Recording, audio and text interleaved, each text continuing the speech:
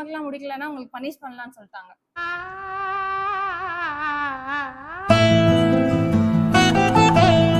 SWOT analysis நீங்க எல்லாருமே இதுதான் ஹோம்ஒர்க். நெக்ஸ்ட் கிளாஸ்ல நான் செக் பண்ணுவேன். எல்லாருமே வந்து SWOT அனாலிசிஸ் உங்களோட இதுக்கு பண்ணிட்டு வந்திருக்கணும். At least 4 point each. 4 strength point, 4 opportunity, 4 thread, 4 வந்து வீக்னஸ் எழுதிக்கணும். என்னன்னு புரிஞ்சுதா? என்னங்க எனக்கு ஒண்ணுமே புரியல. அதுதானப்பா எனக்கும் புரியல. லாஸ்ட்ல இருந்து ஒருத்தவங்க எந்திரிச்சு எக்ஸ்பிளைன் பண்ணுங்க இப்ப நான் சொன்னதை. சரி, நான் செவனே தானா போய்க்கிருந்தேன். யாரு வம்பு தும்புக்காச்சும் போனனா?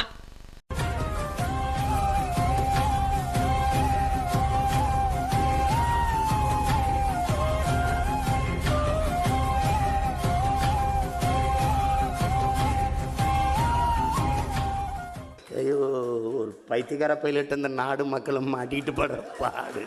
சரி சரி சரி. Okay, let me know. Next class I will explain you about it. தெரியுமா எல்லாருக்கும் what is marketing consultancy?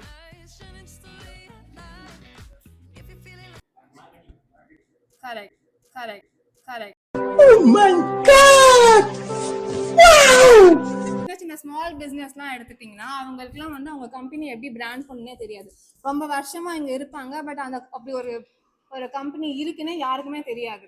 அந்த கம்பெனி எப்படி மார்க்கெட் பண்ணும், அவங்களை எப்படி டெவலப் பண்ணுன்ற பிளான்னா ஒரு லிமிட் வந்துடும். இதுக்கு மேல வந்து எல்லாருமே அதை யூஸ் பண்ணிட்டாங்க, எல்லாம் தெரிஞ்சிச்சுன்றது அந்த பாயிண்ட் தான் வந்து மெச்சூரிட்டி வந்ததுக்கு அப்புறம் எல்லாரும் யூஸ் பண்ணிட்டாங்க தெரிஞ்சிருச்சுன்னா டிக்ளைன் ஸ்டேஜுக்கு போயிடும். யாருமே அதை அவ்வளவா வாங்க மாட்டாங்க, அது டிக்ளைன் ஸ்டேஜுக்கு போயிடும்.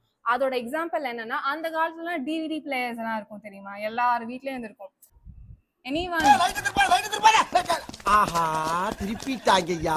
திருப்பிட்டாங்களே. அந்த 4 ஸ்டேஜும் எக்ஸ்பிளைன் பண்ணுவோம்.